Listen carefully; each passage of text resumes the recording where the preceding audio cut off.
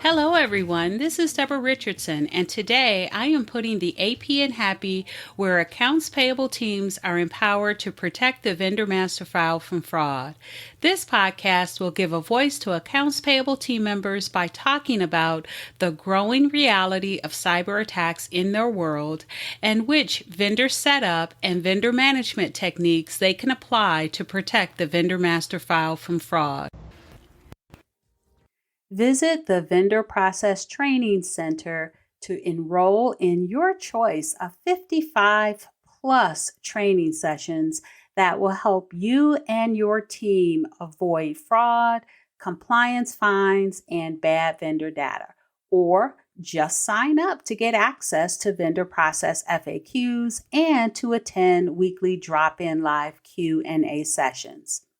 Visit training.deborahrrichardson.com today. The link will be in the show notes.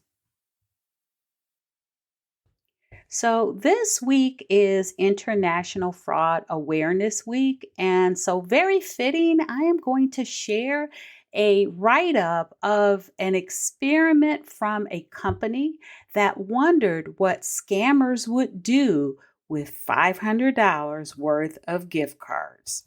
And if you're wondering too, keep listening.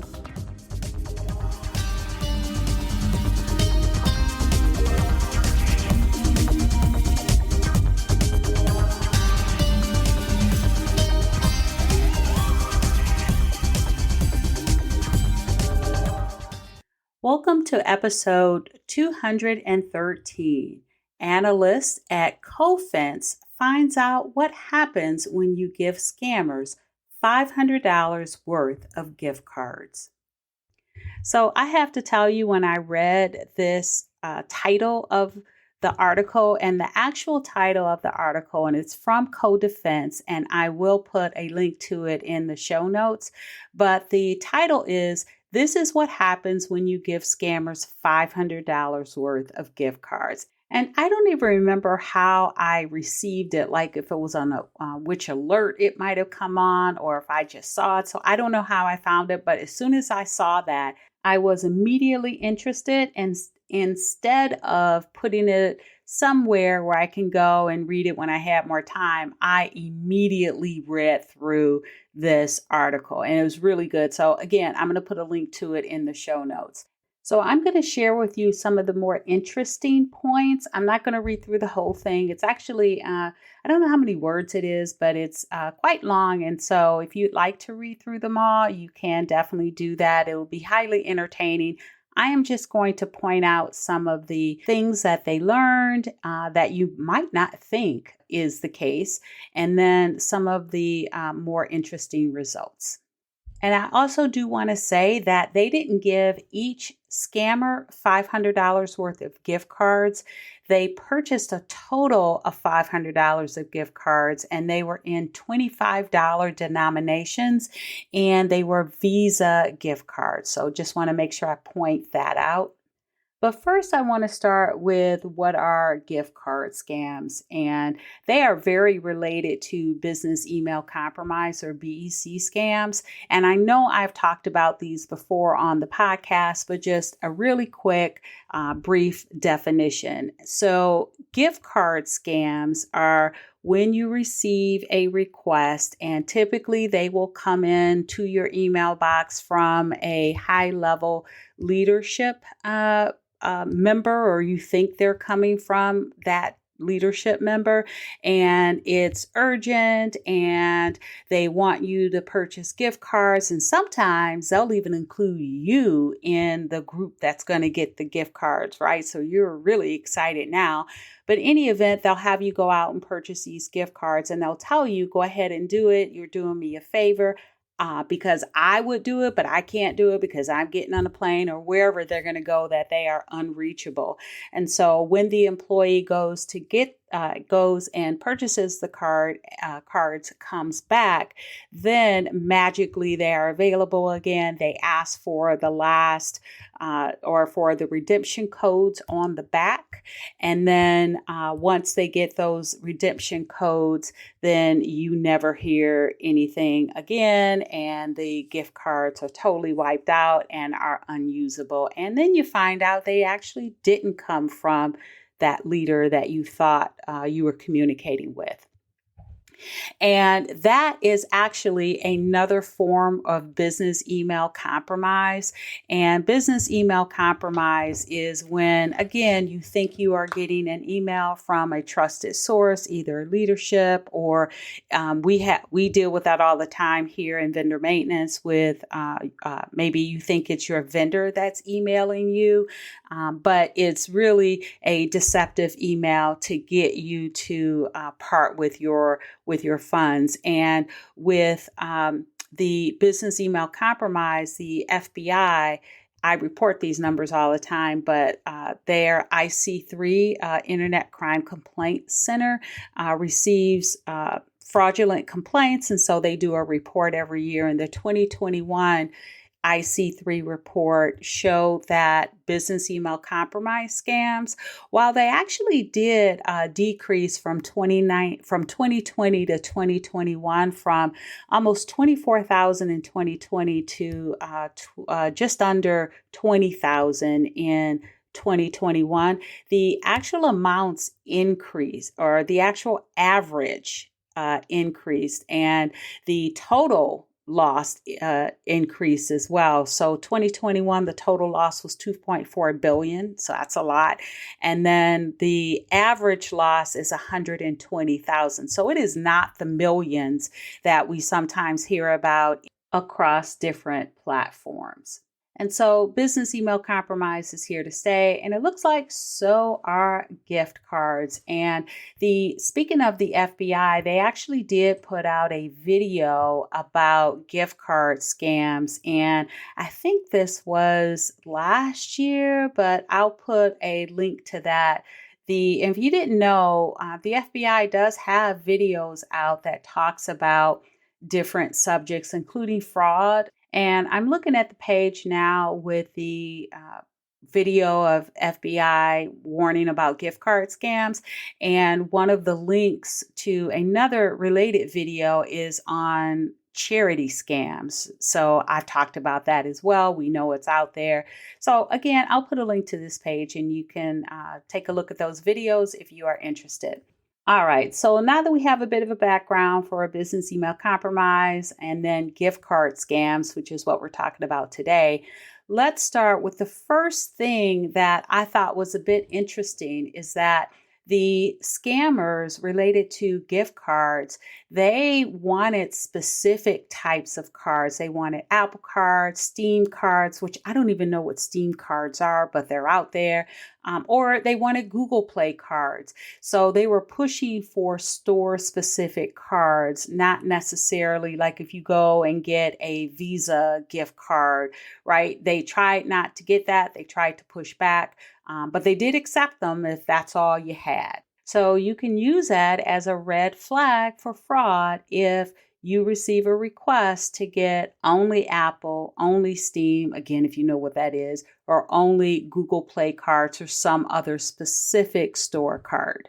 Now, the second thing that I found interesting is where these cards, once they receive them, where they redeem them. Like, how did the scammers use the cards? And so in each different scenario, and there are quite a few, they talk about the path that the card took and where it was ultimately redeemed, if they could find it. I think in one case they couldn't. But what was interesting to me is that these are normal places, right? One was like an Amtrak ticket. The other one was somebody bought like Google TikTok Lives, which I didn't even know that was a thing, right? You can buy those for $4.99. And then other ones were, there was one where it looked like it was a underground counterfeit toy thing, but there were other ones too that were just like gift shops, something on the web. It did look like a couple of them were these companies that you couldn't tell what they are, and so who knows what those are. But there were some legitimate purchases. Of course, Amazon had to be on the list, right? So it wasn't just being used for like nefarious things. It was places that, you and I could have made that same exact purchase. Now, the third thing that I thought was interesting is the scammers always ask for larger amounts. So, you know how I said before, they had $500 worth of gift cards. They were in $25 denominations. And so they were using them as bait for several different gift card scammers. And so they were only giving them, one or just a small percentage of the total amount that they were really asking for. And what surprised me is that, yeah, they were still apt to take that $25 gift card. Like one was asking for $1,000, right? They wanted five $200 Steam gift cards. And I did find out what Steam is. It's an online gaming platform, which is probably why I don't know about it. But they were asking for $1,000 and they took $25. And it could be because one of their other examples was the fourth thing that was interesting to me is that, we think about all of these fraud schemes and we think they're so large, right? Because we hear about the millions in business email compromise scams. We know these folks are asking for, what could be relatively large gift card amounts. I just talked about 1,000. There have been other denominations, not necessarily at 25, but they'll take it. And they'll take it because sometimes they are not part of like a larger fraud network or game. Sometimes they are an individual.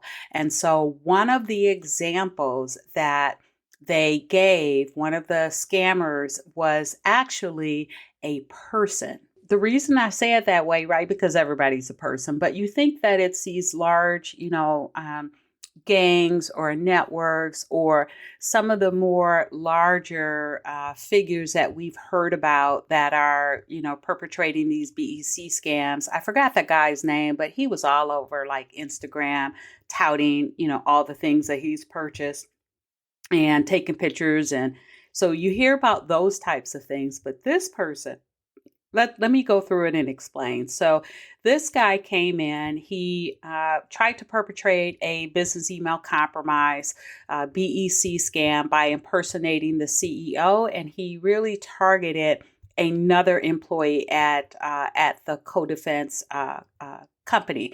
And so that person knew that the analysts were doing this experiment. And so they sent the scammer over to these analysts. And so instead of trying to, keep that scam going, they asked the scammer if he would accept a gift card in exchange for them to interview him about, the insights of the scamming.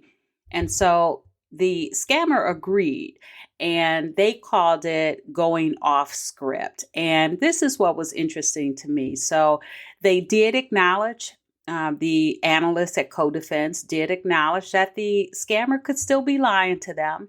But what I didn't really recognize, if this is true, is that these folks can be just regular people just like you and I, right? So the scammer talked about how he became a scammer because there were just limited opportunities in Nigeria. And yes, I know Nigeria, same place that Nigerian prince lives that we all still keep getting emails from. In any event, he said that before he was a scammer, he did odd jobs. He used to be a tailor and he used to make shirts.